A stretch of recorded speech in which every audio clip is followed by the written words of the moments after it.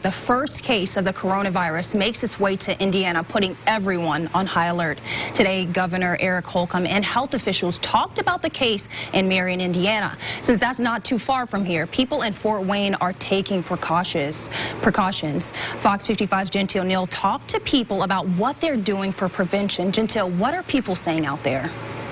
Brianna, simple everyday interactions have now become more complex. People aren't shaking hands anymore, and some of them aren't even leaving the house. This virus is impacting every part of their life, really. I have just signed and declared a public health emergency. Today, Indiana Governor Eric Holcomb announced a man from Marion County is the first confirmed case of COVID-19 in the state.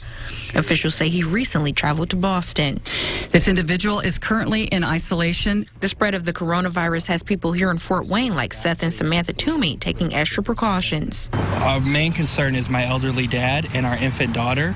So, like, for example, my dad's 72 and he has diabetes. So he's on house arrest. We're not letting him go anywhere at all. So if he needs anything from the store, that's actually why we're here right now. Because if he needs anything from the store, you know, we go get it for him. Samantha says she's extremely careful since she works with children. And I always change my clothes, wash my hands when I get home. Yeah, you really can't be too careful because especially for the elderly and I guess for children too. In an effort to keep the community up to date, the Allen County Department of Health developed a public hotline and webpage for the virus.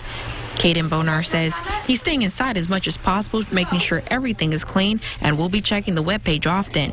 It's scary to think about, especially Fort Wayne being the second largest city here in Indiana. But really, like in my work environment too, you know, I work with a lot of encounters of people and stuff like that, and just make sure you have hand sanitizer ready by you, and kind of just really, if you can stay away from people, do it. I mean, it sounds bad, but really, this virus could be as worse than what people think. So.